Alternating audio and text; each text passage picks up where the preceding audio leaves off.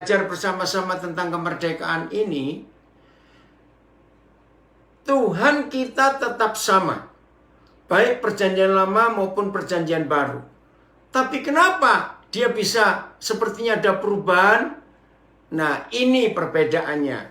Kalau saudara melihat fakta ini, saudara kan kagum. Fakta apa itu? Ternyata kita yang di perjanjian lama, saya berkata kita ya, itu nggak cuma untuk Israel saja. Kita yang di perjanjian lama ternyata bagi Bapa di surga kita itu masih anak-anak.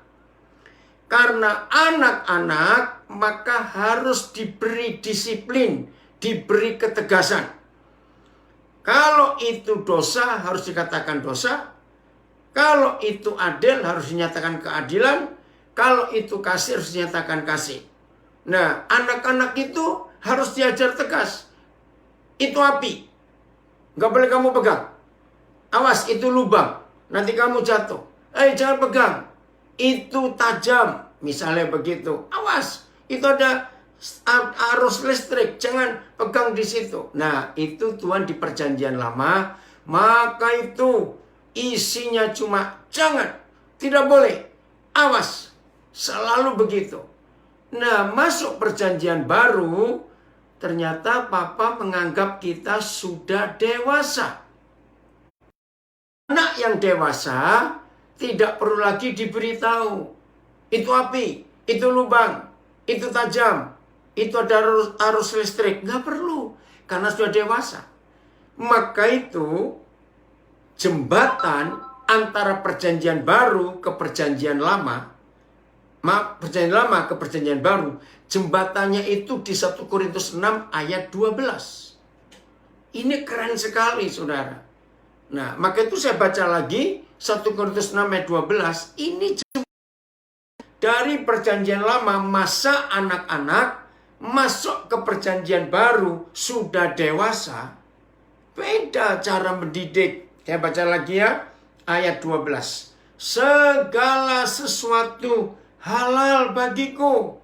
Nah, ini bukan bertolak belakang dengan hukum perjanjian lama. Tidak boleh. Jangan. Awas. Kenapa sekarang tiba-tiba berubah segala sesuatu halal? Karena kita sudah dewasa.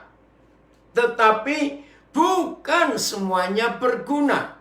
Jadi saudara dan saya yang sudah dianggap dewasa oleh Bapa di surga, maka kita harus tahu yang bermanfaat mana, yang tidak berguna mana.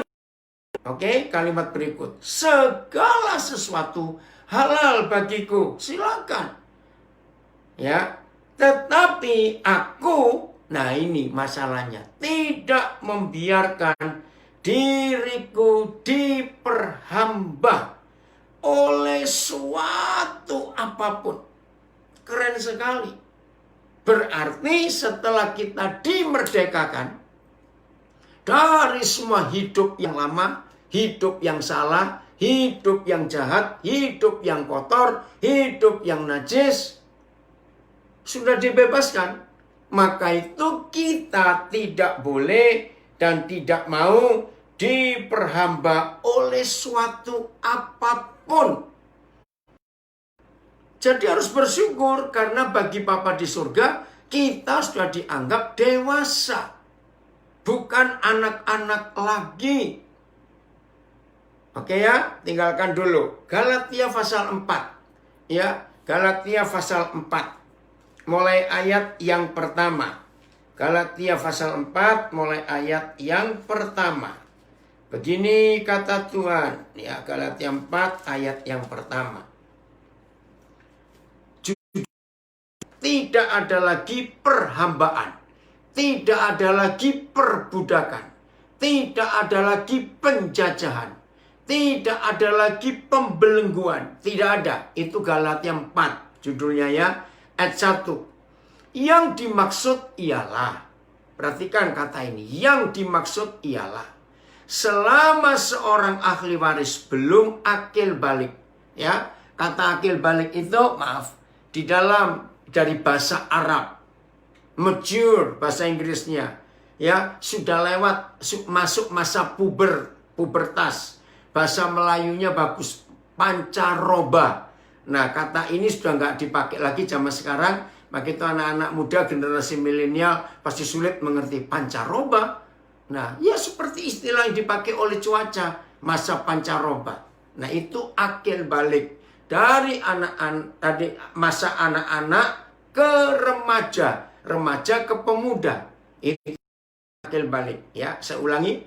Yang dimaksud ialah selama seorang ahli waris loh, ya, mewarisi kekayaan orang tuanya, belum akil balik sedikit pun. Perhatikan, sedikit pun, ya. Walaupun di ahli waris, ia tidak berbeda dengan seorang hamba. Sungguh pun ia adalah tuan dari segala sesuatu. Contohnya begini. Kalau saudara kenal seorang konglomerat, saudara kenal orang kaya sekali, dan anak-anaknya masih kecil-kecil, di bawah 10 tahun. Ahli waris loh. Jelas karena itu anak kandungnya orang kaya atau konglomerat itu. Tapi kalau mereka masih kecil, belum dewasa, belum akil balik dalam bahasa Alkitab ini, maka status mereka itu hamba. Sungguh pun mereka itu ahli waris. Kenapa hamba? Karena ya ayat 2 saya ganti dengan kata karena tetapinya. Karena saya sudah beri penjelasan. Karena ia masih ada di bawah perwalian. Bahasa Jawa ada yang ngemong. Ada pengasuh yang terus mengawasi. Dan ada apa lagi? Di bawah perwalian dan pengawasan. Kenapa diawasi? Yaitu tadi, karena belum tahu mana yang benar, mana yang salah, mana yang jahat, mana yang baik, mana yang racun, mana yang sehat. Belum tahu, masih kecil, masih belum akil balik. Maka itu harus didisiplin. Kalau tidak, itu tidak. Kalau jangan, itu jangan. Tapi setelah dewasa, nggak bisa. Saya beri contoh konkret di Indonesia. Syukur 2 tahun yang lalu, ya, ketika Presiden Joko Widodo masuk periode kedua, maka Menteri Pendidikan kita luar biasa. Penekanannya bukan pada nilai atau angka, tapi pada nalar. Maka itu Menteri kita yang baru ini luar biasa, saudara. Dia bilang tidak boleh menilai murid dengan angka 8, angka 6 atau 9, tidak. Maka itu persoalan-persoalan, soal-soal ulangan dan ujian di sekolah kita sekarang bukan jawab pilihan A atau B, bukan, atau sekedar menjawab ya atau tidak. Tapi pemerintah kita lewat Menteri Pendidikan yang baru, Pak Nadiem Makarim, minta murid-murid itu bisa menjabarkan. Oke, kalau kamu berkata tidak, kenapa tidak? Kalau itu jawabannya iya, kenapa iya? Jadi manusia nggak dinilai dengan angka. Maka itu ranking 1 sampai 10. Ternyata itu merusak mental murid. Dan ranking yang tinggi, maaf, belum tentu nalarnya, cara berpikirnya, cara mencerna, cara menjabarkan, ya cara menjelaskan kenapa bisa begini, kenapa tidak begitu, kenapa tidak boleh ini, kenapa harus itu. Nah, itu sudah.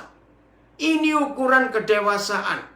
Penting sekali. Maka itu papa mama di generasi sekarang, jangan memaksa anak untuk dapat nilai bagus. Itu salah. Tapi biarkan anak itu mengembangkan cara berpikirnya. Sesuatu itu dengan jelas. Enggak pendek, ya, tidak, salah, benar, tidak. Jadi masing-masing harus tahu jawabannya. Nah, itu artinya anak itu sudah dewasa. Saya ulangi ayat 2 Galatia 4. Karena ia walaupun ahli waris, tapi ya, sampai masih di bawah perwalian dan pengawasan, sampai pada saat yang telah ditentukan oleh bapaknya. Maaf, ini kan apa? IG saya. Maaf ya.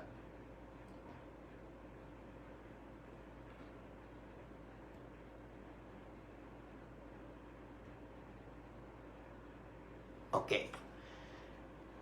Ayat 3. Demikian pula kita, masih Galatia 4, demikian pula kita, ya. Selama kita belum akil balik, kita takluk juga kepada roh-roh dunia. Masih takluk, ya, kepada roh-roh dunia ini. Masih anak-anak, belum dewasa. Kemarin saya ada diskusi dengan beberapa saudara, ya, khususnya mereka menambahkan diri kelompok pelayanan Indonesia Timur, PIT. Nah, dalam diskusi itu terbersit, ini pelayanan yang luar biasa. Ya, kenapa mereka menyebut diri pelayanan Indonesia Timur? Karena begini, mereka itu melihat daerah-daerah Kristen di Indonesia itu sampai hari ini setelah 75 tahun Indonesia merdeka, daerah-daerah Kristen itu masih disebut daerah tertinggal. Terus yang kedua, daerah termiskin. Provinsi-provinsi yang lain. Nah, itu menyedihkan sekali, saudara. Daerah Kristen. Sebut aja mulai Papua, Maluku, maaf, NTT dengan semua pulau-pulaunya itu. Maaf, lihat daerah Sulawesi, saya nggak sebut daerah tertentu, tapi semuanya kita tahu bagaimana daerah-daerah itu miskin. Nah, kelompok ini sedang berusaha bagaimana caranya supaya daerah Kristen ini bangkit dari keterpurukannya. Nah, ternyata nggak cuma bagian timur. Maaf, lihat bagian barat, saudara, dari Sumatera Utara dengan suku-suku Kristen, maaf saya berkata. Nah, kenapa daerah-daerah Kristen ini miskin? Yang lebih ironi lagi, saudara, daerah-daerah Kristen ini sumber daya alamnya paling kaya di antara provinsi yang lain. Bayangkan 34 provinsi. Yang termiskin justru di daerah-daerah Kristen. Nah, dalam diskusi saya jawab begini. Sedih, tapi ini fakta. Daerah-daerah Kristen ini masih terbelenggu seperti yang tertulis di Galatia 4 tadi yang baru kita baca. Terbelenggu oleh apa? Roh-roh dunia ini. Maafkan saya, tapi saya percaya suku-suku Kristen yang saya sebut dengan jelas nanti, kalau mereka dewasa, mereka pasti sadar. Tapi yang masih anak-anak pasti tersinggung. Nah, itu bedanya. Kalau sudah merdeka dengan belum merdeka. Maaf, saudara. Ada dua adat yang masih dipegang oleh suku-suku Kristen ini. Mengapa mereka begitu miskin? Yaitu karena mereka lebih mengutamakan hukum adat nenek moyang daripada hukum firman Tuhan yang adalah otoritas tertinggi. Nah, saya sebut di antara hukum adat dari suku-suku itu, kalau ada saudara-saudara termasuk suku itu, hari ini saudara dengar, ini penyebab kemiskinannya. Dua adat yang paling membuat saudara kita yang mengaku Kristen di daerah-daerah Kristen itu miskin. Satu, adat upacara orang meninggal. Wih, saudara, di daerah-daerah tertentu itu pemiskinan dengan adat. Maaf, saya sebut orang Batak. Wah, kalau ada orang meninggal, itu mengorbankan, dan hampir tidak ada orang-orang Kristen yang percaya adat itu yang tidak berhutang hanya untuk upacara pemakaman dan sejenisnya. Nah, yang kedua itu adat perkawinan. Waduh, itu menghabiskan biaya yang luar biasa di daerah-daerah Kristen yang nggak masuk akal. Maka itu adat perkawinan ini, ya, saya nggak tahu Instagram saya tiba-tiba bisa padam sendiri. Ya. Oh, sudah live atau belum nih? Oh, maaf. Oh, belum live dari tadi. Maaf ya, maaf saudara. Instagram saya koneksinya, tunggu sebentar. Oh.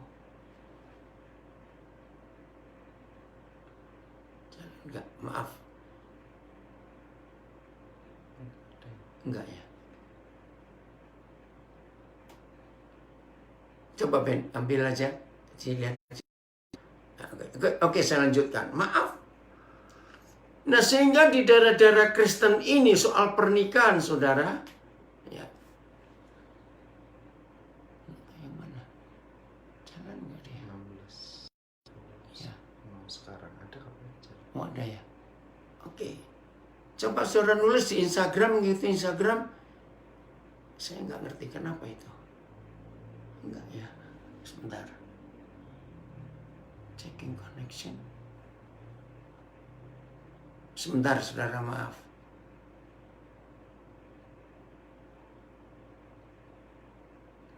Oh, nggak bisa. Ya, coba pakai data aja. Maaf.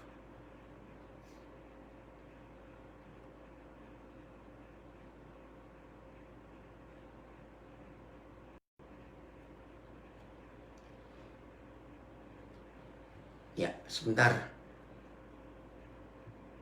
Oke. Oh, ini baru masuk. Belum.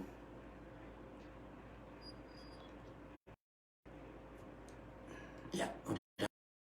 Maaf, Instagram ternyata ini sekarang baru on. Oke. Jadi kita masih diskusi tentang kemerdekaan. Oke. Nah, kembali. Tadi kita sudah baca di 1 Korintus 6 ayat 12. Ya. Terus sekarang kita lagi bahas Galatia 1. Ya. Jadi begini. Adat, enggak apa-apa itu ya, yang membelenggu daerah-daerah Kristen, ya, sehingga kemiskinannya tidak habis-habis. Maaf, saya berkata ini. Oh, sebentar, rekaman audionya lupa saya.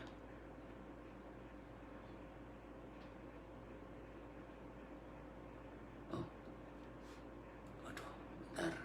Yang mana tadi?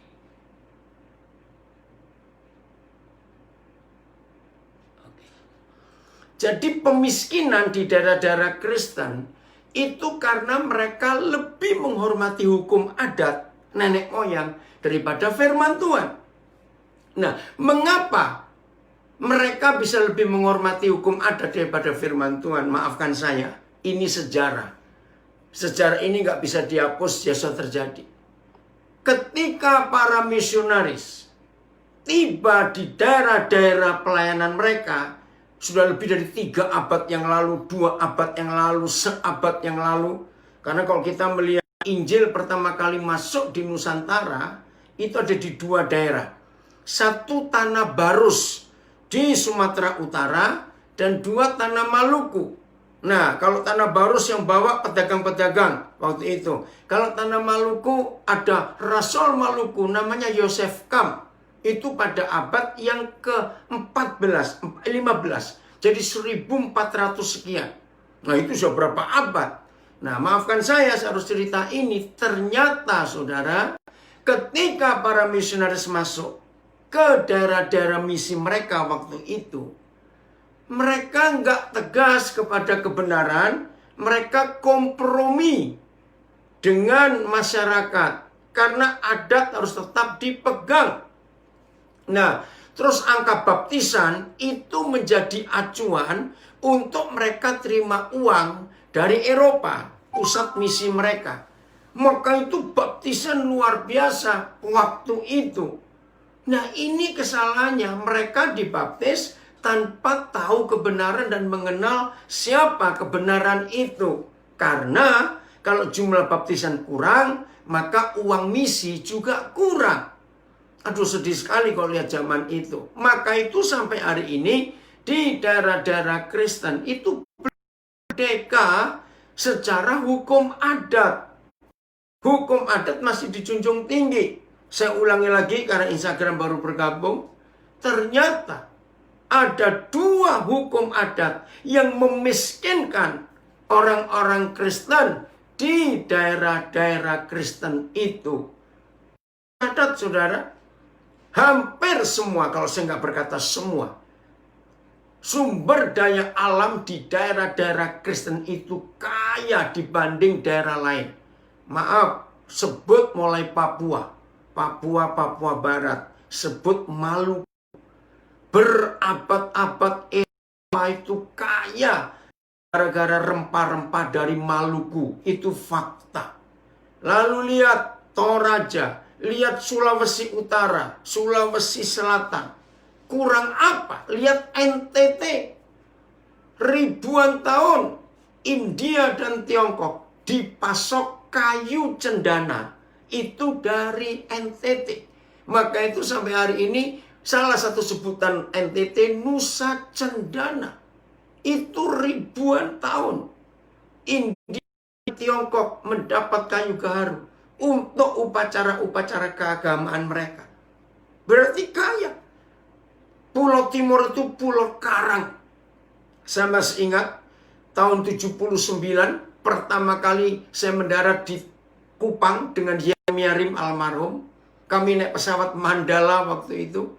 Dia berteriak, aduh mau hidup bagaimana? Karena waktu kami ngeliat keluar, hitam semua. Karena apa warnanya hitam? Gak ada warna hijau. Karena batu karang. Orang Kupang pasti tahu. Tapi kami kaget, saudara. Waktu kami mendarat jalan dari bandara El Tari, karena almarhum jadi gubernur, saya lupa nama bandaranya. Begitu kami masuk kota Kupang, kaget. Di tandusnya batu karang itu ada sayur-sayur yang tumbuh, sayur kol tumbuh. Itu kami lihat luar biasa. Nah, waktu itu apel soe, apel Kupang, itu enaknya luar biasa. Selama saya belum pernah menikmati apel seenak apel dari soe. Nah, pada tanah karang, subur. Kita lihat Toraja, lihat Sangir, lihat Minahasa. Kekayaannya luar biasa. Maaf, lihat tanah Tapanuli, yang Nias, Mentawai, itu daerah-daerah Kristen. Tapi kenapa miskin? Karena mereka masih dijajah oleh hukum adat. Maafkan saya. Kalau saya harus ngomong ini. Nah, dari adat mereka ada 2 yang paling memiskinkan. Yaitu 1, orang meninggal. Waduh, saudara, kalau orang meninggal, hampir semua daerah Kristen itu, keluarga yang meninggal harus hutang untuk upacara. Maaf. Lalu kedua itu adat perkawinan yang menyedihkan sekali.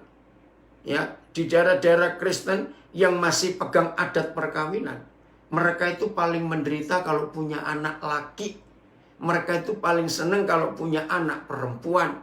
Kenapa? Kalau punya anak laki, mas kawin. Kalau punya anak perempuan, senang terima mas kawin. Nah, karena begitu mahalnya adat mas kawin di daerah-daerah Kristen itu, jelas tidak semua pemuda-pemuda dan orang tua para laki ini bisa memenuhi untuk bayar mas kawin, adat mas kawin. Terjadi apa? Maaf. Banyak yang sudah punya cucu, tapi di hadapan Tuhan belum dinikahkan. Karena gereja tidak mau menikahkan mereka sebelum hukum adat mas kawin terbayar. Nah, itu kan perzinahan. Jadi utang demi utang untuk yang meninggal, untuk kawin. Menyengsarakan sekali. Nah, itu contohnya mereka belum merdeka. Masih dijajah oleh roh-roh dunia ini. Galatia 4 tadi ini. Jadi ayo mulai hari ini semua kita mulai memeriksa diri. Bagaimana kita bisa merdeka? Ya, dari semua belenggu-belenggu ini. Saya ingin baca lagi ayat Galatia 4 ya. Ayo, ayat 1 mulai. Judulnya menarik. Tak ada lagi perhambaan. Tak ada lagi penjajahan. Tidak ada lagi perbudakan. Tidak ada lagi pembelengguan. Tidak ada. Yang dimaksud ialah selama seorang ahli waris belum akil balik, sedikit tidak berbeda dengan seorang hamba. Sungguh pun ia adalah Tuhan dari segala sesuatu. Tetapi ia berada di bawah perwalian, pengawasan. Orang Jawa bilang ada yang ngemot, ada yang jaga. Awas ya, kamu jangan pegang. Itu bahaya, itu api, itu strum listrik, arus listrik ada. Tajam. Aduh jangan di situ, itu lubang. Nah itu anak-anak. Belum dewasa, harus ada yang jaga. Terus ayat 3, demikian pula kita. Selama kita belum akil balik, kita takluk juga kepada roh-roh dunia. Tetapi setelah genap waktunya, maka, oh haleluya, ini dia. Setelah genap waktunya, maka Tuhan mengutus anaknya yang lahir dari seorang perempuan dan takluk kepada hukum Taurat. Saya nggak usah bahas. Itulah Tuhan Yesus. Jadi waktu Tuhan Yesus tiba, kita ditebus, kita diangkat, nggak jadi bayi lagi, nggak jadi anak-anak lagi, tapi dewasa. Sehingga kita tidak takluk, lihat ya ayat yang ketiga, sehingga kita tidak takluk lagi kepada roh-roh dunia. Roh adat istiadat dan roh macam-macam itu, nggak lagi. Oh terima kasih untuk rencana Tuhan yang luar biasa dalam hidup kita. Jelas ya? Nah, saudara kalau perhatikan, ya, Indonesia dengan Singapura merdekanya di bulan yang sama, ya, Agustus. Cuma beda berapa ya? 25 tahun nggak salah kita ya? Enggak sampai, maaf ya. Nah, lihat. Singapura tidak pernah menggunakan kata Independence Day, hari kemerdekaan. Loh kenapa? Sebab Singapura tidak pernah dijajah. Singapura kalau merayakan kemerdekaan seperti kita istilah kemerdekaan, itu namanya National Day, hari nasional. Loh kenapa? Bedanya Singapura itu dapat pemerintahan itu hadiah dari Malaysia. Ya itu sejarahnya. Tapi kalau kita baca betul, bukan hadiah. Kisahnya menarik. Waktu itu Singapura masih masuk federasi, ya, kerajaan Malaysia. Dalam suatu sidang, ya, nah ini terjadi masalah yang luar biasa. Tapi ini berkat kalau kita belajar sejarah. Lee Kuan Yew sudah jadi pemimpin wilayah Singapura. Nah di dalam sidang parlemen Singapura hari itu, nah Malaysia melihat Singapura ini benalu bagi Malaysia. Loh kenapa benalu? Satu, mereka nggak punya sumber daya alam. Semuanya harapan dari Malaysia. Dua, aksi untuk mereka hidup sehari-hari. Sampai hari ini mereka masih beli dari Malaysia dan sebagian dari Indonesia. Dan banyak lagi yang lain. Nah, di dalam sidang itu, saudara cari videonya, Lee Kuan Yew menangis. Itu karena, maaf dalam tanda kutip, diusir oleh Perdana Menteri Malaysia hari itu. Mereka berkata, udah kamu lepas saja, urus daerahmu sendiri. Nah, karena Lee Kuan Yew diusir seperti itu, semangat nasionalnya bangkit, saudara. Dan dia buktikan. Sekarang, kalah Malaysia. Nah, maka itu di Singapura kalau merayakan hari lahir bangsa itu National Day. Hari nasional mereka, bukan kemerdekaan. Kalau kita Independence Day, kemerdekaan dari penjajahan. Nah, itu bedanya. Maka itu hari ini nggak kebetulan kita Zoom bersama-sama. Ayo kita diskusi tentang kemerdekaan ini dengan konsep tadi. Nah yang baru bergabung 1 Korintus 6 ayat 12 jadi penting. Ini bedanya perjanjian lama dan perjanjian baru. Jembatannya ada di 1 Korintus 6 ayat 12. Segala sesuatu halal bagiku, tapi tidak semuanya berfaedah. Segala sesuatu boleh bagiku, tapi aku nggak mau diperhamba apapun juga. Nah maka itu yang masih diperhamba apa saja. Nggak usah jauh-jauh perhambaan itu. Ayo contoh kecil aja. Siapa tiap bangun pagi langsung buka sosial medianya. Nah itu diperhamba. Merdeka namanya. Seharusnya itu kita melek pagi langsung kebenaran, kerajaan surga itu yang kita cari. Baik, saya stop dulu sampai di sini. Ayo kita diskusi. Karena tema kita diskusi tentang kemerdekaan di hari ini. Ayo, semuanya. Ingat tadi peraturannya sebelum kita mulai. Yang tidak aktif, baik di Facebook, Zoom, dan Instagram. Yang tidak mau ikut aktif, dihukum. Awas. Mas Heru sudah masuk semua lu, kelihatan di sini. Ayo host. Siapa hostnya? Pak Benny atau Pak Jeffrey? Ya, Pak Rodi, kayaknya ini audionya dibuka aja semua, tapi tolong para peserta nanti kalau nggak bicara audionya di mute sendiri supaya nanti bisa jelas kalau kita ngomong.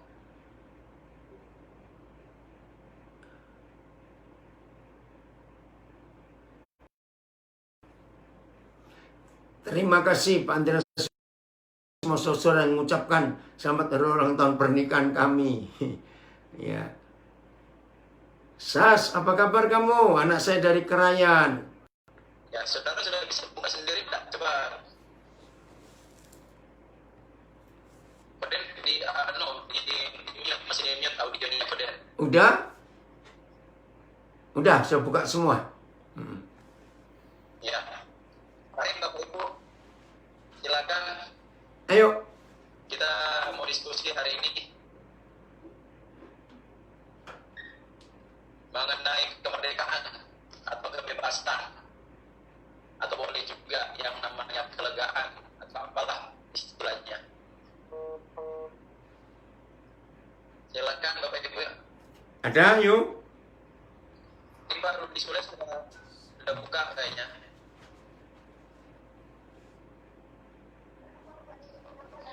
Silakan Pak Rudi.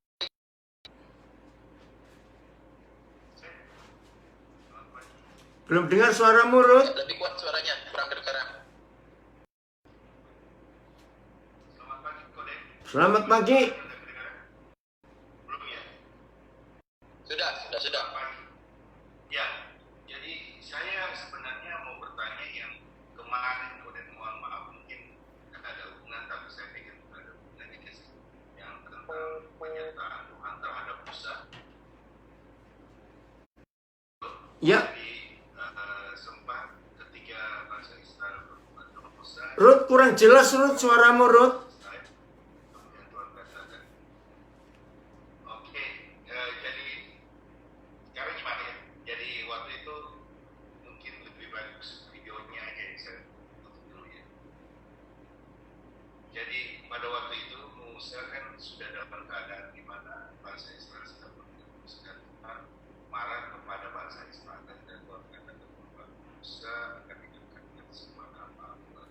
Ruth, nggak jelas, Rudy.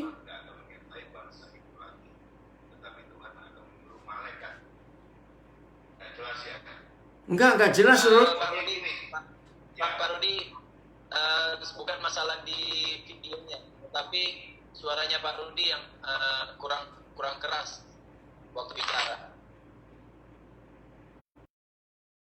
Nah, ya ini bagus. Nah, itu pasti. Ya. Nah, jadi poinnya cuma gini Pak, waktu itu Tuhan menawarkan agar malaikat Tuhan aja yang akan menyertai Musa dan bangsa Israel. Tetapi Musa tetap memilih agar Tuhan yang menyertai mereka. Sebenarnya sih simple kok, dan yang saya bertanya, mengapa Musa menolak malaikat Tuhan yang menyertai? Mengapa dia tetap memilih untuk Tuhan yang menyertai? Jadi ada satu konsep, ya saya tidak tahu, tapi kalau saya pribadi mungkin saya akan merasa sungkan dengan kata lain, ya karena kami bersalah ya sudahlah, biar malaikat aja yang menyertai kami, tidak perlu sampai Tuhan sendiri yang menyertai kami. Jadi itu menjadi sesuatu yang mengganggu dalam pikiran saya, mengapa Musa menolak seperti itu? Ada sesuatu yang berbeda dengan penyertaan Tuhan dengan malaikat Tuhan yang sekedar menyertai pada waktu itu? Ya, pasti beda, Ruth. Pasti beda dong Tuhan dengan malaikat. Ya, maaf ya, sebenarnya orang ya tetap milih penyertaan Tuhan daripada penyertaan malaikat. Nah, itu sikap sungkan itu, Ruth. Kalau kita dibebaskan, dimerdekakan, diampuni, kenapa harus sungkan? papa kita baik. Nah, berarti ini bicara soal kemerdekaan dalam hidup kita, Ruth. Ya. Ya, jadi kalau masih sungkan, berarti kita masih hamba. Tuhan Yesus saja mengangkat kita jadi sahabatnya, bukan hamba. Jelas ya? Jelas, Rudi? Ya. Oke. Maaf, ini di Facebook Jelas, saya. Koden. Ya, jelas Satu ya. lagi, Koden. Kenapa? Satu lagi, tadi pagi barusan berpikir. Ya. Tadi pagi tiba-tiba dalam pikiran saya kan sadari dalam arti gini, firman Tuhan katakan bahwa kita hidup itu seperti sebuah perlombaan. Kita Ya. harus bertanding dalam perlombaan itu dan kita harus sungguh-sungguh dalam perlombaan itu untuk meraih sebuah mahkota yang disediakan bagi kita, kasarnya kan begitu kan firman. Nah, pertanyaan saya, perlombaan itu dengan siapa kita berlomba? Apakah dengan sekitar kita? Apakah dengan orang-orang tertentu? Bukankah dengan perlombaan itu kita melihat, oh mungkin ya menjadikan orang lain menjadi satu lawan dalam kehidupan kita. Saya berpikir apakah satu saat kita akan menjadi menghakimi orang lain karena kita ingin menjadi sesuatu yang lebih unggul daripada dia. Nah, yang saya ingin tanyakan, perlombaan yang dimaksud ini apakah perlombaan melawan diri kita atau perlombaan dengan siapa dalam hidup kita? Ya. Jawabannya sudah ada, itu Ruth. Melawan daging, hawa nafsu, kelemahan kekurangan kita dalam hidup. Jadi bukan berlomba sesama saudara seiman, tidak. Tapi masing-masing kita ditetapkan oleh Tuhan untuk mencapai target dan garis finish yang sama. Yaitu sama sempurna seperti Bapa di surga dan sama jadi sama seperti Tuhan Yesus. Jadi perlombaan iman ini bukan menjatuhkan, mengalahkan yang lain, tidak. Tapi mengalahkan diri sendiri untuk mencapai garis finish. Nah, yang hebatnya Ruth, semua pertandingan iman kita itu ditentukan, sudah ditetapkan untuk menang. Maka itu kalimat yang paling penting waktu Tuhan Yesus ya disalibkan, kata itu sudah selesai. Jadi sudah menang, Ruth. Kita tinggal jalani saja. Nah, cuma kita seringkali malas dalam bertanding ini. Maka itu di hari kemerdekaan ini, mari kita cari, mari kita temukan belenggu apa yang masih membelenggu kita. Nanti kita akan diskusi lebih jauh. Jelas ya, Ruth? Jadi bukan bersaing melawan saudara kita, tidak. Melawan kedagingan kita. Thank you. Terima kasih. Iya. Oke. Host, sebentar. Di Facebook saya ada yang bertanya, bagaimana caranya kita merdeka dari hutang? Karena saat ini, ya saya baca lagi ya. Bagaimana cara kita merdeka dari hutang? Karena saat ini banyak yang kehilangan pekerjaan. Bagaimana cara mengatasi keuangan yang baik? Ya. Nomor 1, buang persediaan kata hutang di benak kita. Manusia itu jahat sekali. Kalau punya alternatif, maka yang dicari alternatif. Nah, saudara dan saya selama kita hidup, jangan ada konsep hutang di benak kita. Jangan. Nah, bagaimana cara melawan konsep hutang? Berjuang. Kalau saudara dan saya punya semangat perjuangan, kita nggak akan pernah pengen hutang. Nomor 2, hiduplah dengan apa yang ada. Jangan bermewah-mewah. Jangan. Itu nomor 2. Nah, nomor 3, ini fungsi jemaat. Kalau kita baca Kisah Rasul 2 dan Kisah Rasul 4, gereja hidup dengan benar, maka semua anggota jemaat gereja itu nggak ada yang kekurangan. Itu jaminan Kisah Rasul 2 dan Kisah Rasul 4. Nomor 4, supaya nggak berhutang, kalau sudah terjadi hutang ya, hemat 1, belajar hidup hemat. Terus, jual apa yang kita bisa jual. Itu prinsip hutang untuk terbayar. Masih ingat Elia atau Elisa itu ketemu janda? Kamu punya apa sekarang? Aku cuma punya sedikit minyak. Ya udah, minyak itu. Nah, saudara, ketika orang yang punya hutang berani menyerahkan, ya, berani menyerahkan untuk itu dijual, pasti hutangnya bebas. Nah, tapi ada berapa orang, aduh sayang, ini harta peninggalan, ini harta ini. Nah, ya sudah. Ya, jadi akan nggak punya utang kalau hidup seperti itu. Oke, lanjut host.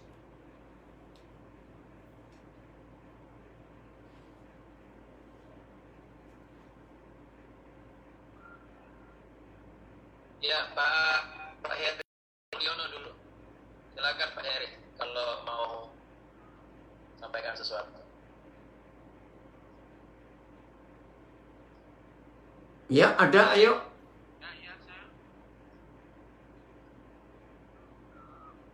Suaranya tidak dengar. Silakan Pak. Kita selama hidup, Suaranya kurang keras.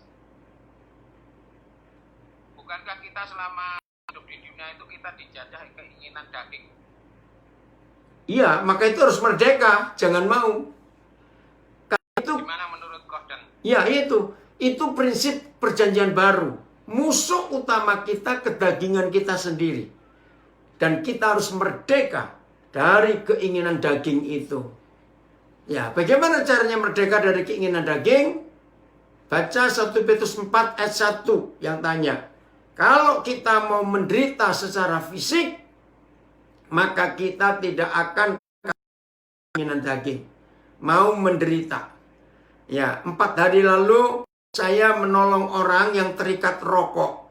Aduh, sampai nangis-nangis. Saya bilang, ngapain kamu ingin berhenti rokok sampai nangis? Ya, aku berjuang nggak bisa. Nah, terus saya bilang, mau nurut nggak? Mau. Gampang. Baca 1 Petrus 4 ayat 1. Loh, aku sudah tahu ayat itu. Belum, saya bilang. Kalau tahu kamu pasti menang. Kamu tidak mau menderita. Orang yang ingin lepas rokok, waduh itu tersiksa. Sama seperti orang terikat narkoba, jadi sakau. Sama orang terikat perjudian, perjinan. Waduh, begitu mau bilang berhenti, itu menderita.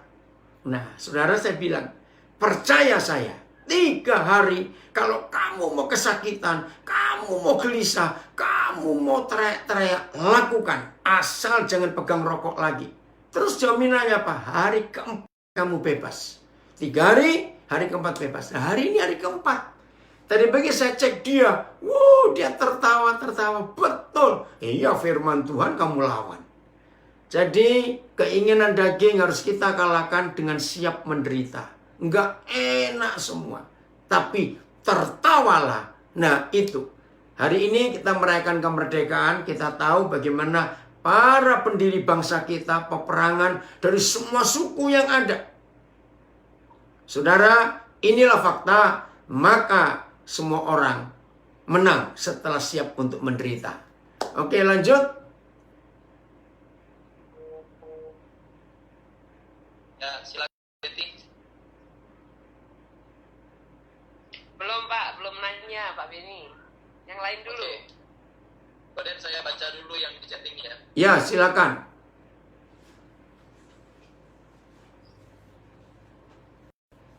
Menurut Koden, bagaimana cara melepaskan diri dari adat dan kebudayaan yang tidak melanggar firman Tuhan? Maksudnya tetap melakukan adat dan kebudayaan tapi tidak melanggar. Ya, harus milih-milih. Adat, hormat pada orang tua. Oh, itu bagus. Ya, ada contohnya begini. Saya pernah melamar satu anak. Ini saya melamar anak orang Maluku Utara, Halmahera. Di Halmahera ya, Pulau Halmahera. Nah, luar biasa adat mereka. Saya baru tiba jam 10:30 malam. Karena speedboat dari Ternate menuju ke kampung mereka di Halmahera itu lambat. Jadi sampai di pelabuhan itu 10:30 malam. Nah, terus naik mobil lagi, untung nggak jauh. Jadi saya baru mau mandi 11:30. Tiba-tiba diberitahu, Pak, nanti lamarannya jam 3.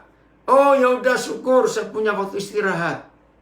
Terus anak saya pengantin bilang, Pak, bukan jam 3 sore. Loh, sebentar lagi jam 3. Loh, ini 11:30. Kaget. Terus saya tanya, loh ini bagaimana? Nah, ceritanya, Pak, ini adat orang tua kami. Kalau anak perempuan kami itu masih gadis, masih perawan, harus dilamar sebelum matahari terbit. Nah, saya bilang begitu. Baru tiba 11:30 mau mandi, jam 3 lamaran. Wah, saya pikir ini adat yang biasa. Nah, tadi yang saya katakan, adat yang menyengsarakan. Jelas ya? Maka itu tidak boleh kita ikuti adat menyembah sesuatu. Jelas ya? Gampang kok untuk mengerti, nggak usah tanya sebetulnya, maaf. Oke, lanjut, host.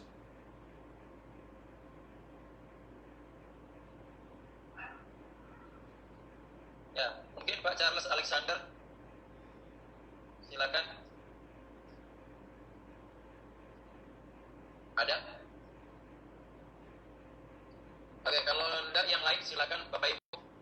Sekali lagi peraturannya tetap sama, harus aktif. Kalau enggak nanti ada sanksinya.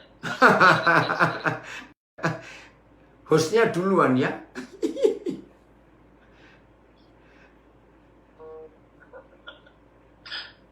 Ayo silakan, mungkin Pak Wendy atau Pak Erik.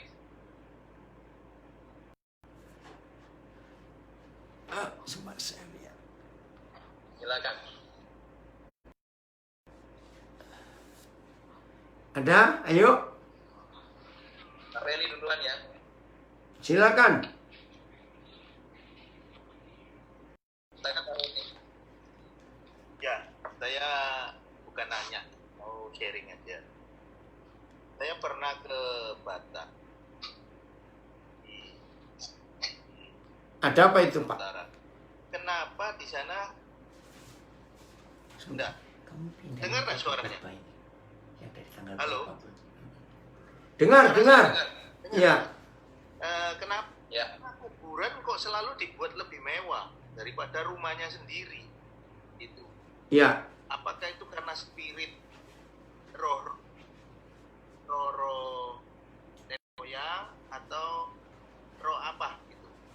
Ya, itu aja adat. yang mau saya- Itu adat. Terima kasih. Itu hukum adat yang memiskinkan orang. Bayangkan, Tapi ada. sebelum penguburan saja sudah sekian banyak uang keluar. Itu belum pemakaman. Ketika jenazah masih disemayamkan, sudah sekian, ada yang miliar, saudara. Nah, setelah waktu mau pemakaman, adat lagi. Setelah pemakaman, bangun kuburan itu jauh lebih mewah dari rumah yang mereka tinggali sendiri.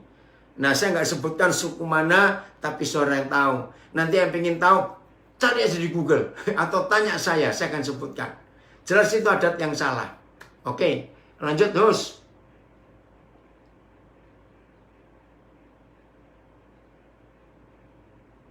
Ya. Berarti itu sama kayak di daerah saya, kemudian yang di Minahasa itu Iya, juga banyak yang begitu.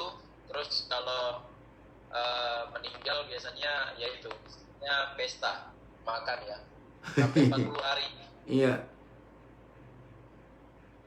ya.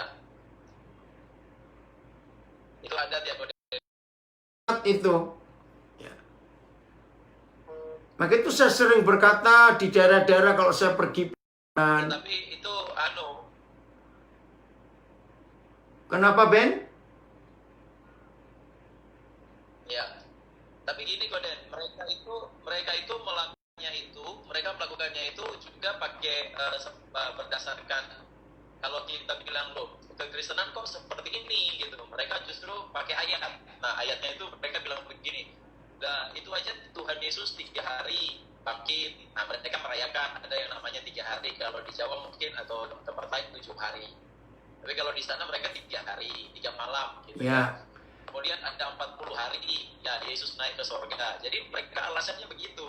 Nah ini Kode, Iya. semuanya itu semua juga pemborosan sebenarnya. Betul. Saya kalau ke daerah-daerah dan saya tahu ada tradisi seperti itu, saya itu berkata kepada mereka, Ya. yang kehilangan anggota keluarga ini masih sedih. Kok sampai hati tetangga-tetangga, saudara dari jauh datang ngerepoti, minta makan lagi. Maaf saya berkata. Nah, jadi harus sadar. Biar mereka tenang. Ya kalau kita mau datang, hibur. Nggak usah buat mereka susah. Ya maaf ini. Nah begitu pula tradisi yang salah. Ada daerah Kristen berkata, seperti Tuhan Yesus Selama 40 hari setelah meninggal, maka arwah orang itu masih berkeliaran di sekitar rumah kita. Nah, itu ngawur. Tuhan Yesus gak berkeliaran kok. Memang tunggu waktu untuk naik ke surga. Jadi jangan pakai ayat-ayat untuk membenarkan diri sendiri dan berlaku yang salah. Oke, lanjut.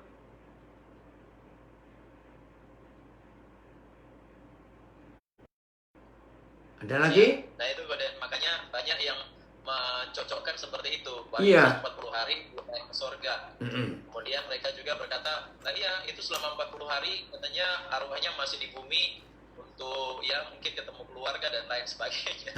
Jadi mereka mencomot ayatnya itu Iya. untuk mencocokkan dengan Yesus gitu. Ya, salah. Ya. Oke, Ya, ada yang lain? Ya Bapak Ibu yang terjadi mungkin di daerah-daerah mungkin juga berbeda-beda. Silakan Bapak Ibu.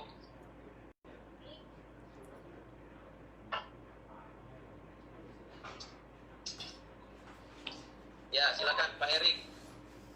Ini kode saya harus todong satu-satu. Kan aturannya jelas ya. Semua harus aktif toh. Iya. Terus?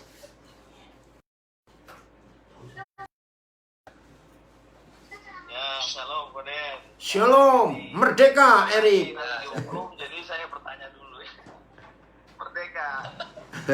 Koden, itu kan kalau dilihat dari perbedaannya, bagaimana itu perbedaan antara Keluar aja, Kak. hemat. Halo? Ya, antara apa? Dengar Koden? Dengar. Antara menghemat dan pelit Koden. Ini di mana Koden? Oh, menghemat dan pelit gampang untuk melihat itu. 2, 3, 4, 5, 6 ya. Nggak tahu mulai tanggal. Bentar, lagi ngatur rekaman. Mulai tanggal berapa Papa nggak tahu. Bedanya jelas sekali. Orang hemat itu bisa menabung.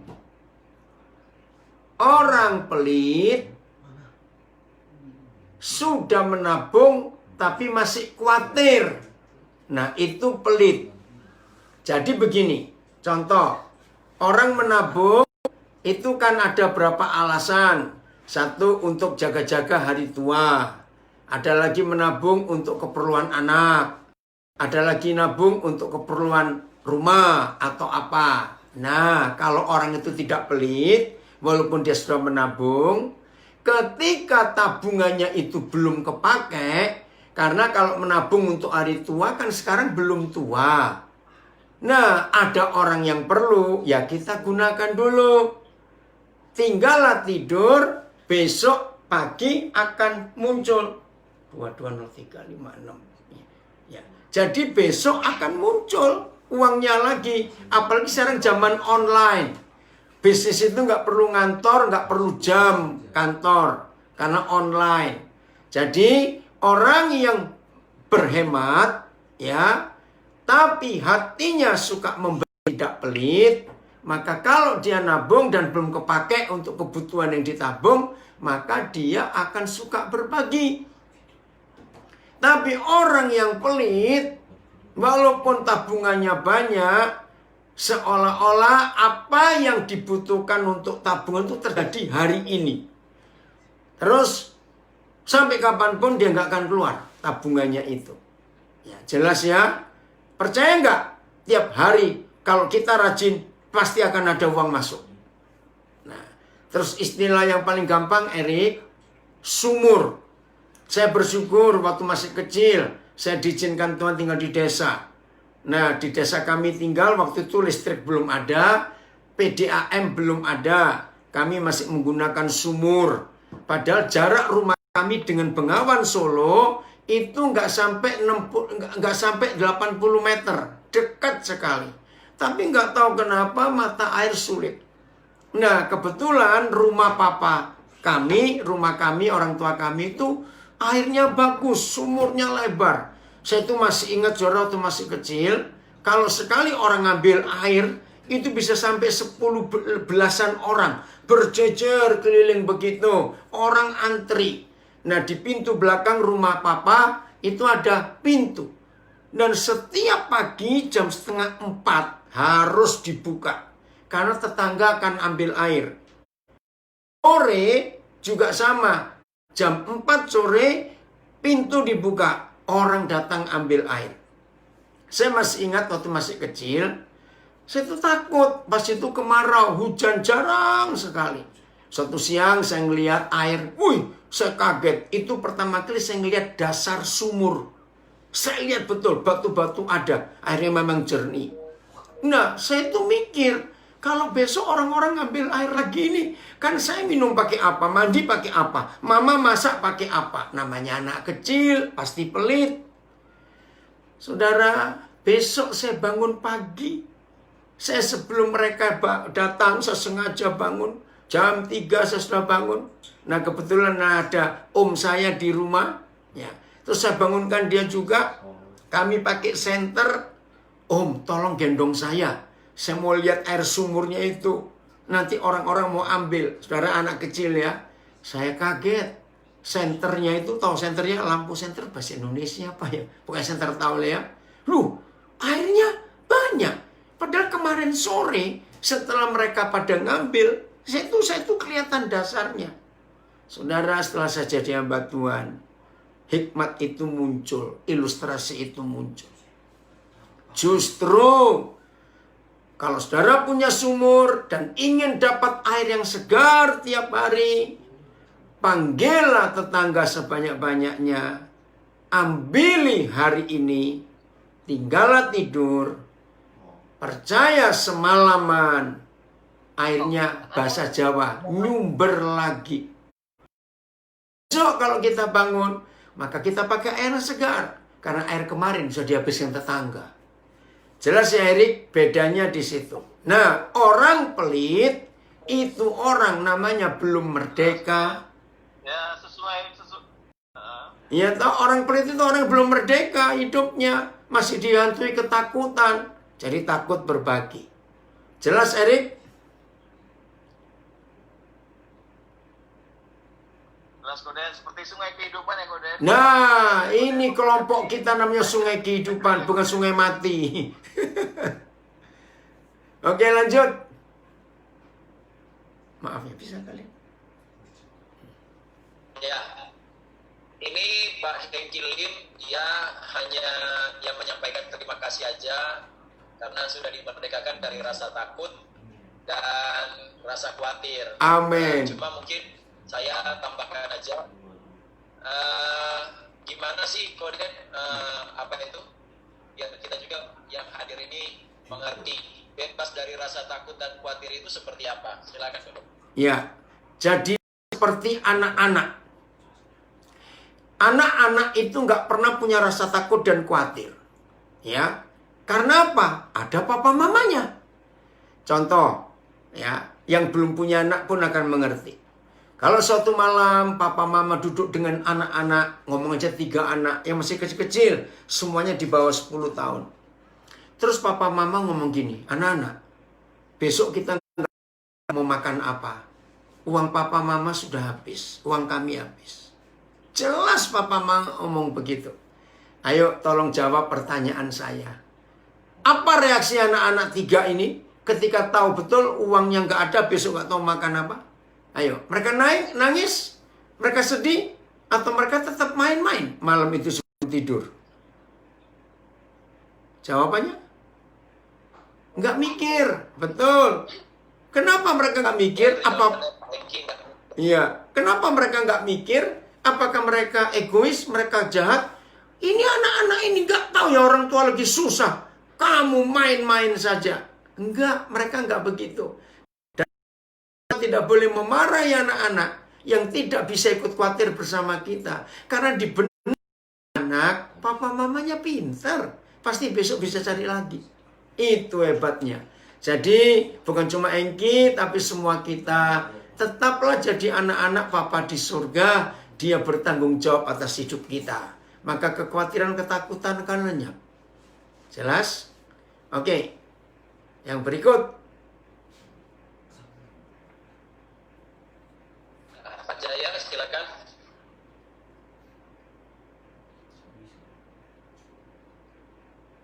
Ada? Pak Jaya. Halo Pak Jaya. Ya. Silakan Pak Jaya. Ya, gimana? Belum Ada yang mau disampaikan? belum ada pertanyaan itu saya. Oke. Belum nyampe. Oh iya.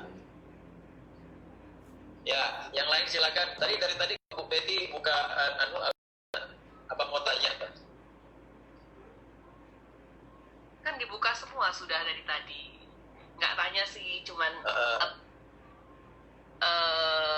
ya saya baru aja dimerdekakan dari rasa selalu khawatir dan bersalah sama orang lain. Itu aja. Wah, puji Tuhan. Oke. Nggak mau lagi sekarang terlalu khawatir sama orang, takut mengecewakan orang. Terus akhirnya saya jadi kayak kemarin diskusi kita Pak Beni, jadi kayak saya mau ambil semua yang baik Tuhan juga untuk saya selesaikan. Akhirnya kan saya kayak terbelenggu, jadi selalu gitu. Dan sekarang gitu. Betul sekali, Betty. Kata-kata orang itu bisa membelenggu. Ya. Masalah itu.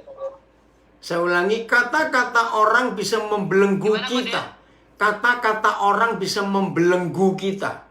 Kata-kata orang bisa menjaga kita. Betul tidak? Kata-kata orang bisa menyiksa kita. Jadi kita nggak boleh hidup dari kata orang. Perbuatan orang itu bisa menjajah diri kita. Sampai kita nggak bisa tidur, sampai kita ketakutan. Mau marah nggak bisa marah. Nah itu rugi. Maka itu pengampunan. Itu yang luar biasa. Dan minta Tuhan berikan kekuatan. Ya Pak Den. Ya. Oke. Tapi kemudian kemarin saya sempat ngobrol di grup ini. Kadang-kadang ada orang-orang di sekitar kita yang memanfaatkan kita. Iya, ya kita harus tegas. Itu dengan memanipulasi. Iya, ya kita harus tegas. Apalagi kalau kita tahu orang itu hanya mau memanfaatkan, harus tegas. Ya.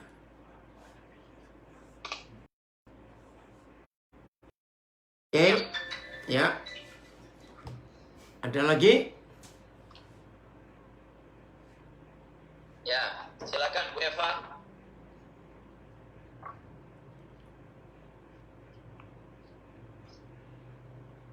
Bu Eva.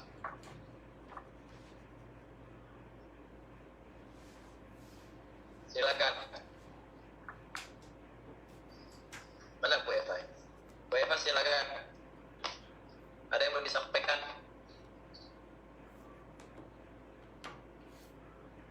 Oke, nunggu yang lain aja ya. Silakan, masih ada enggak ini? Bu Meti, Pak Filipus.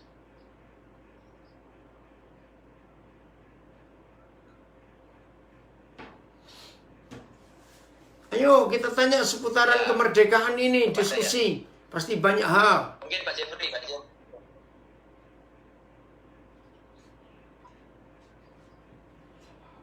Ya, Pak Jeff. Ya.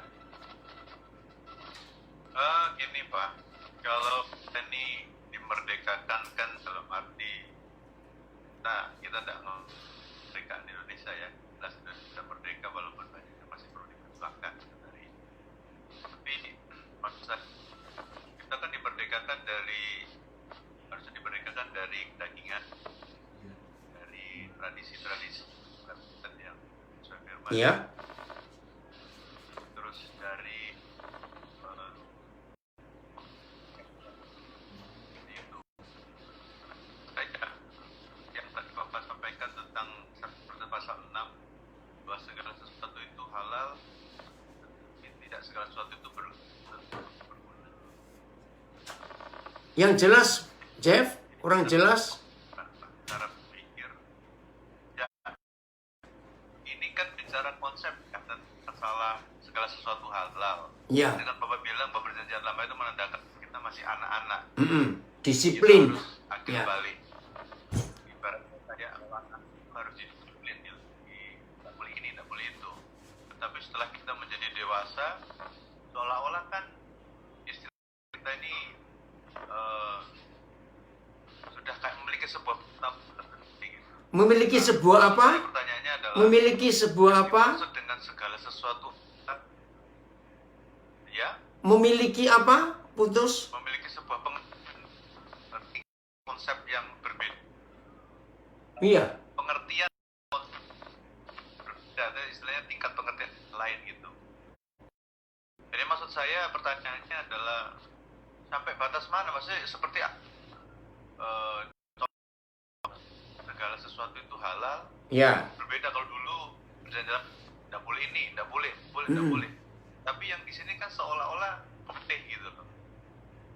Nah, Oke. untuk memahami seperti itu gimana? Gampang sekali, Terima ya. kasih. Yang pertama, kalian punya anak, Nelson. Umur berapa dia sekarang?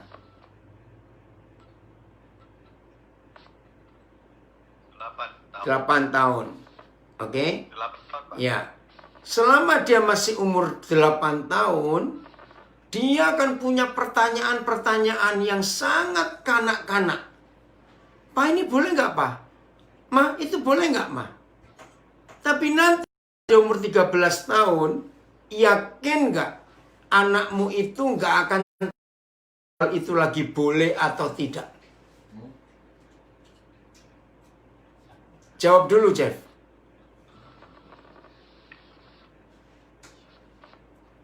Yakin?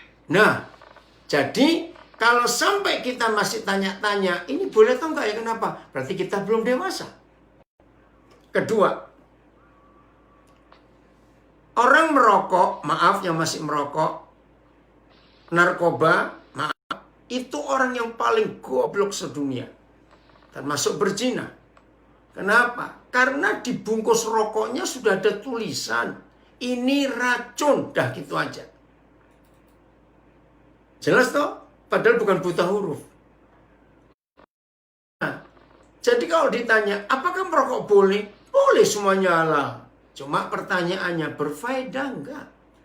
Ya jelas tidak merokok, narkoba, judi, zina. Nah, jadi kalau kita sudah dewasa, otomatis kita ngerti sendiri. Maaf, koruptor, perampok-perampok uang rakyat itu anak-anak. Karena dia nggak bisa bedakan mana uangnya dan mana uang orang lain. Kan anak-anak begitu. Lihat kalau anak-anak kecil lagi kumpul main-main, terus lihat ada anak yang lain bawa sesuatu, langsung sebut saja. Nah, itu anak-anak. Kalau sudah dewasa, sudah merdeka, nggak akan. Nah, yang ngerinya dan gobloknya, 99% para perampok uang rakyat itu orang-orang kaya, saudara. Aneh bukan? Justru mereka orang yang punya duit, tapi masih kurang, rakus. Nah, itu dia. Salah satu bentuk masih anak-anak belum dewasa. Nah, bagaimana untuk dewasa? Ya, makan makanan keras. Bukan makanan yang susu. Saya bacakan di 1 Petrus pasal 2. Begini kata Tuhan. 1 Petrus pasal 2. Ya. Ayat yang ke 1 mulai. Ayat 1 mulai 1 Petrus 2 ya. Karena itu, buanglah segala kejahatan, segala tipu muslihat, dan segala macam kemunafikan, kedengkian, dan fitnah. Nah, ini anak-anak semua. Dan jadilah sama seperti bayi yang baru lahir. Bayi yang selalu ingin akan air susu yang murni dan yang rohani, supaya olehnya kamu bertumbuh dan beroleh keselamatan. Nah, ini masih anak-anak. Tapi dalam kitab Ibrani dikatakan kalau menurut waktu, kamu ini sudah harusnya bisa begini, bisa begitu. Sudah bisa makan keras. Tapi kamu masih minta makanan yang lunak. Makanan untuk bayi. Masih ingat ya dalam kitab Ibrani, saya lupa Ibrani 6 atau Ibrani 12 itu. Coba saya. Ibrani 6 ayat 1. Sebab itu marilah kita tinggalkan asas-asas pertama dari ajaran tentang Kristus dan beralih kepada perkembangannya yang penuh. Janganlah kita meletakkan lagi dasar pertobatan dari perbuatan-perbuatan yang sia-sia dan dasar kepercayaan kepada Tuhan. Kita harus naik lagi karena kita sudah dewasa. Oke? Jadi ini perbedaannya. Udah? Ini saya lagi ngomong sama cucu saya lagi mindahin rekaman. Ada lagi? Ayo. Ya. Sudah siap? Ya. Berarti gini ya Pak ya, orang yang belum bisa memasuki keseluruhan kebenaran, apakah itu dikatakan masih anak-anak? Iya, belum dewasa. Buat bagaimana? Iya.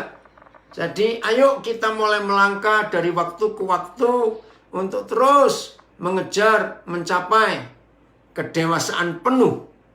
Nah, ciri-ciri dewasa itu gampang kok. Bisa bertanggung jawab, tidak takut menghadapi tantangan, tidak takut, selalu punya keberanian. Gitu.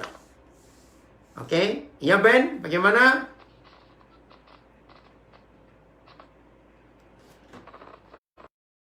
Dan ini tadi 21 orang, ini 5 orang sudah kabur. Mungkin takut ditanya.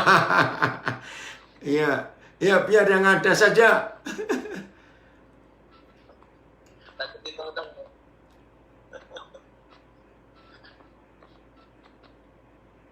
Ya, oke, saya beri kesempatan kepada Pak Rudi Sule. Silakan Pak Rudi, mana Pak Rudi Sule? Tadi ada. Oh ini, silakan Pak Rudi.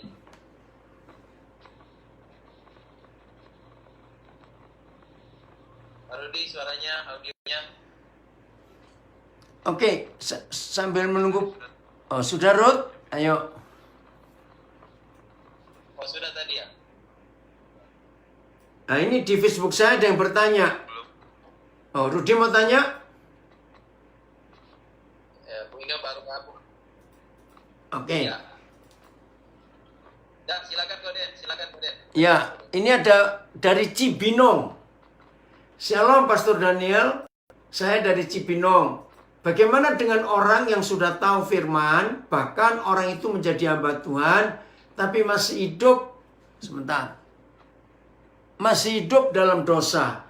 Apa kita lakukan? Nah, memang agak sulit. Kalau hamba Tuhan ditegur jemaat, pasti macam-macam. Nah, satu, berarti hamba Tuhan ini belum dewasa. Sudah khotbah atau firman, tapi tidak melakukan. Itu masih anak-anak, perlu ada yang bimbing. Nah, yang kedua, coba cari rekan hamba Tuhan itu yang dia. Nah, saudara sampaikan kepada hamba Tuhan itu, rekannya ya, untuk menyampaikan apa yang saudara lihat. Nah, hukumnya tetap pada Matius 16. Kalau kalian ada yang tahu saudara kalian buat dosa, datangi dengan 4 mata saja. Jadi saudara datang sendiri kepada yang bersangkutan, ceritakan, ya. Terus Tuhan Yesus mengajar kalau tidak mau mengaku, panggil saksi. Nah, kalau tetap tidak mau mengaku, serahkan kepada jemaat. Biar jemaat yang menentukan mau diapakan saudara kita ini. Itu ya. Ya Ben lanjut. Tadi ada yang bertanya itu di Zoom. Saya nggak kebaca.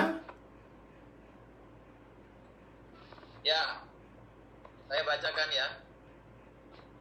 Bertanya, bolehkah kita makan makanan yang digunakan pada acara adat istiadat? Makan keselamatan orang meninggal dan seterusnya. Silakan, Brother. Boleh. Kita buka 1 Korintus pasal 8. Ya. 1 Korintus pasal 8. Ayat yang pertama. Tentang persembahan berhala.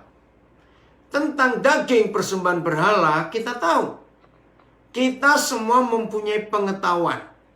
Pengetahuan yang demikian membuat orang menjadi sombong. Tetapi kasih membangun. Nah, jadi jangan sampai kita tahu terus jadi sombong menghakimi orang lain. Jangan. Ayat 2. Jika ada seorang menyangka bahwa ia mempunyai pengetahuan, maka ia belum juga mencapai pengetahuan sebagaimana yang harus dicapainya. Tetapi orang yang mengasihi Tuhan, ia dikenal oleh Tuhan. Ayat 4. Tentang hal makan daging persembahan berhala, kita tahu tidak ada berhala di dunia dan tidak ada Tuhan lain selain daripada Tuhan yang esa, yaitu Tuhan kita. Sebab sungguh pun ada yang apa yang disebut Allah atau ilah, baik di surga maupun di bumi, dan memang benar ada banyak Allah dan banyak Tuhan yang demikian. Namun bagi kita hanya ada satu Tuhan saja, yaitu Bapa, yang daripadanya berasal segala sesuatu dan yang untuk Dia, dan satu Tuhan saja, yaitu Yesus Kristus, yang olehnya segala sesuatu telah dijadikan dan yang karena Dia kita hidup. Jadi artinya kita nggak pernah nganggap makanan-makanan itu walaupun dipersembahkan, ya terus terang loh saudara, setan kan nggak punya perut, nggak punya mulut kayak kita yang mau makan itu. Tidak. Nah, istilah saya, daripada dibuang, kasih yang perlu, masih banyak orang perlu di sekitar kita kok. Betul? Jadi buat kita nggak ada berhala karena kita hanya punya satu Tuhan. Tapi kalau saudara memang tidak serg istilahnya, nggak damai, ya nggak usah makan, nggak apa-apa. Tapi jangan melarang orang yang makan. Itu maksud 1 Korintus 8 supaya kita tidak sombong. Oke? Jelas Ben?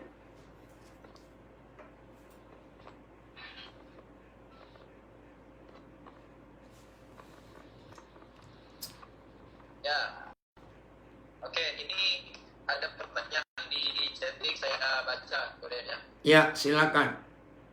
Dari Bu Inge.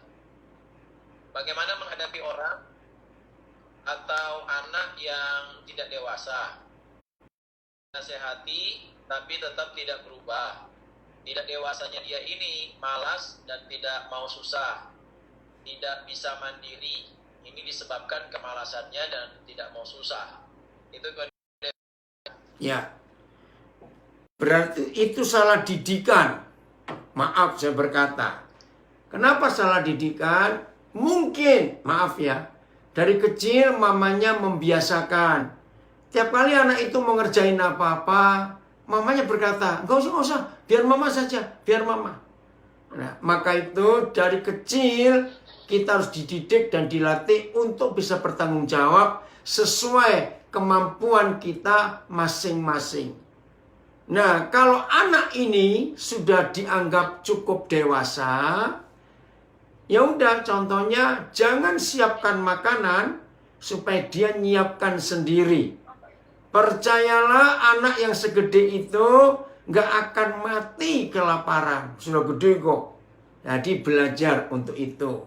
Nggak apa-apa, rugi sedikit, rugi sebentar, nggak apa-apa. Contoh, kalau dia nggak disuruh belajar, nggak mau belajar loh. Nanti kalau nggak naik kelas gimana? Nah, itu dia. Biarin dia belajar. Dia nggak naik kelas karena, iya ya, aku yang nggak rajin. Nah, jadi tolong, papa-papa kaya, kalau anak nggak naik kelas, jangan dibelikan rapotnya, terus pindah sekolah lain. Maaf, itu tidak mendidik. Itu nggak jadi dewasa anak itu.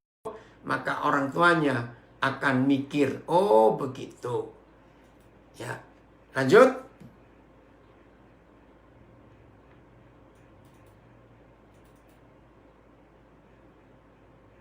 Nah, ini dikatakan tadi Bu Inga juga, betul salah didikan.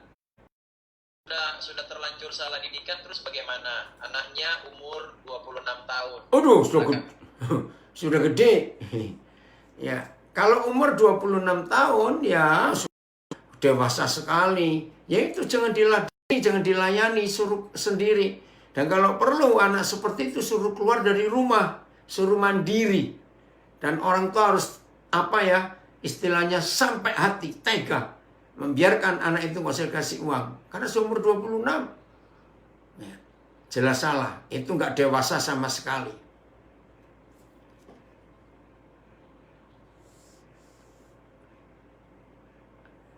Oke, kalau tidak saya akan sampaikan dulu sesuatu ini. Ini Oke, penting. silakan, Buden. Ya, penting ya. Begini saudara.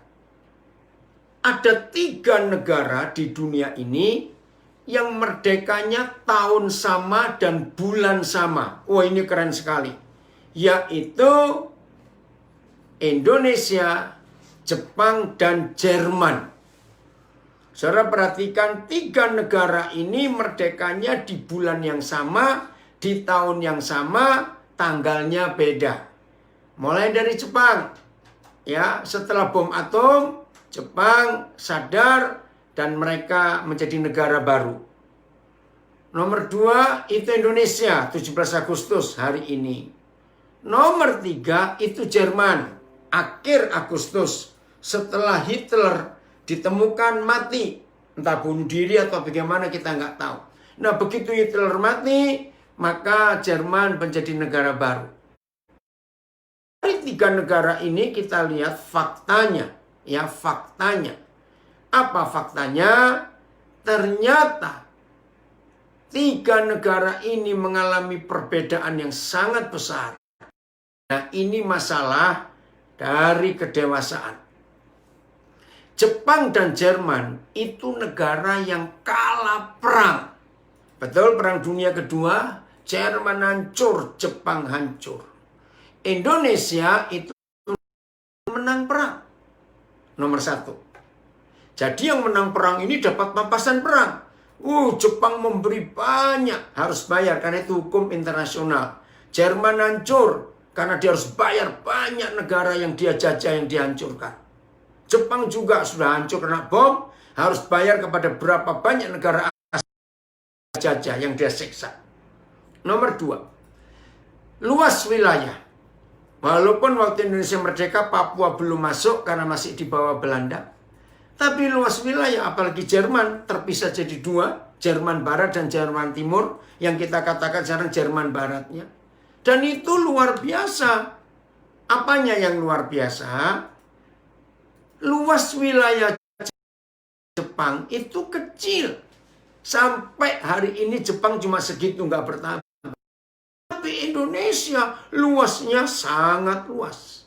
Nomor 3, jumlah penduduk.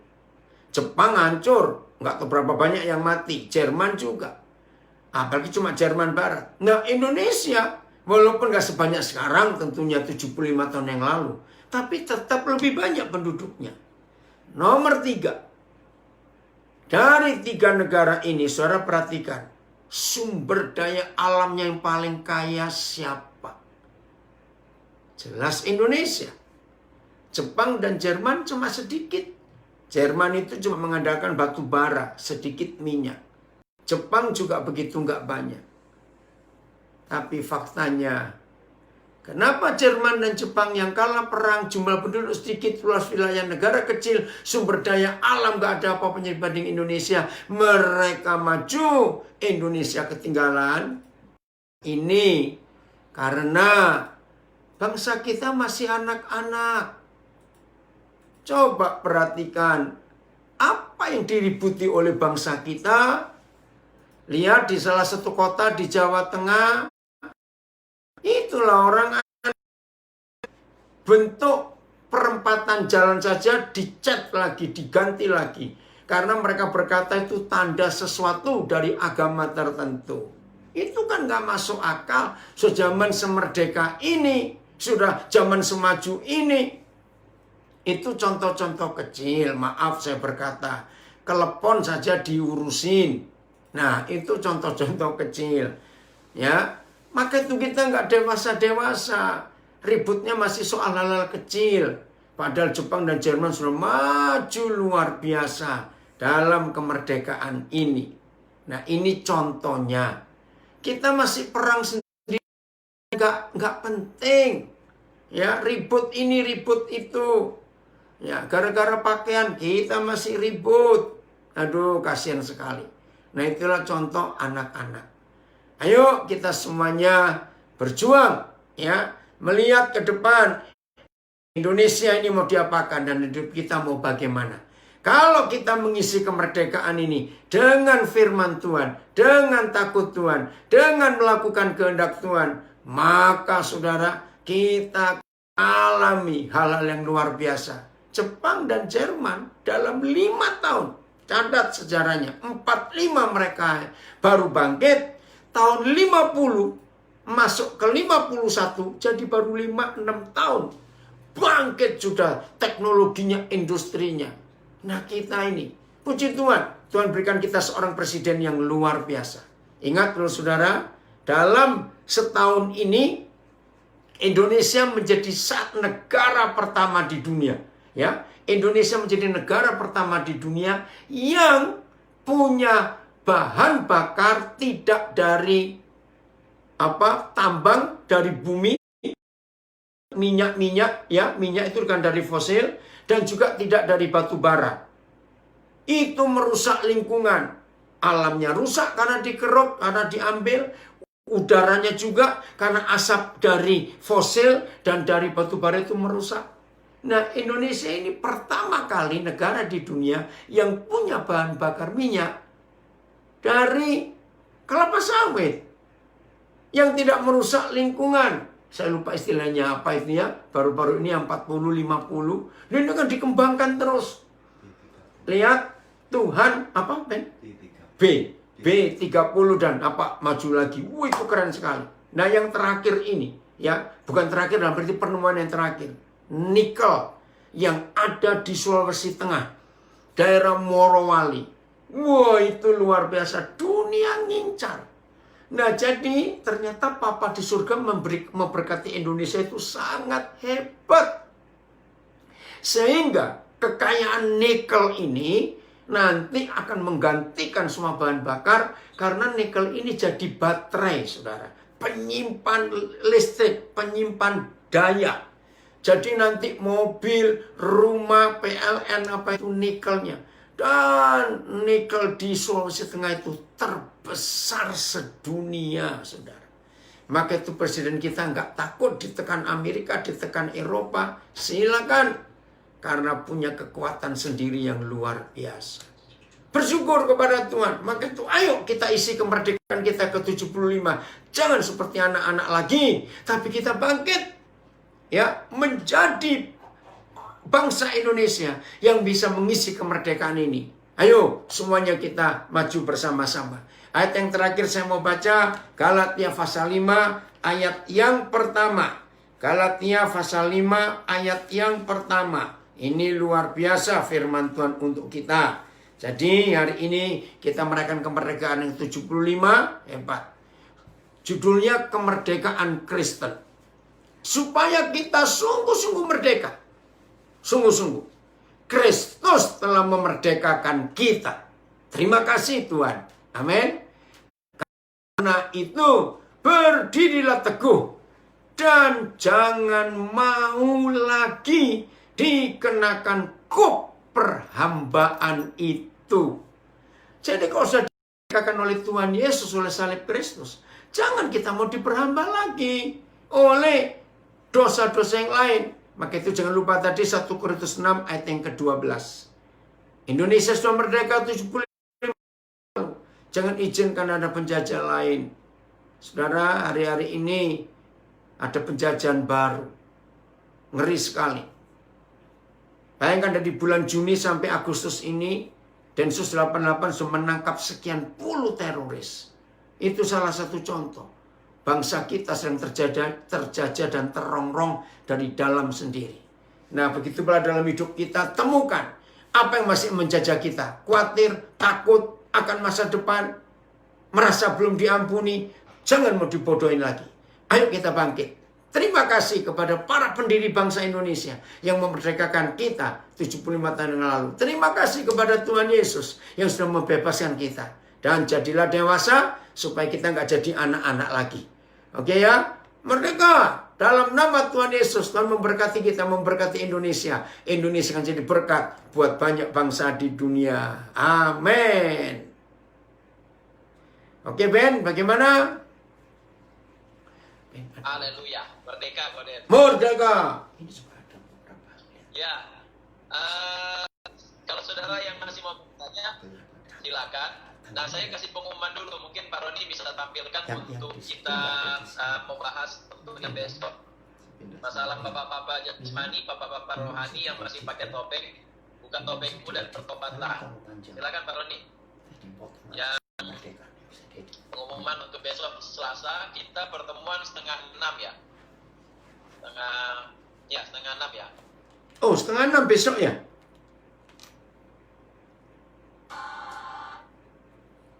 Setengah 6 kita sudah open gate. Oke, setengah 6 kita open gate. Ya, kita sudah buka. Ya, kita ada pujian, terus nanti selanjutnya baru koden. Ya, ini pengumumannya ya, Bapak Jasmani atau Bapak Rohani, buang topengmu dan bertobatlah. Nah, Bapak Ibu kita akan bahas nah ini, saudara siap banyak juga di sana. Ya, bersama koden ya, Pak Daniel Alexander. Oke, itu aja pengumumannya. Bapak Ibu, sudah masih ada yang mau bertanya? Kalau tidak ada, Pak Roni mungkin terakhir. Silakan Pak Roni.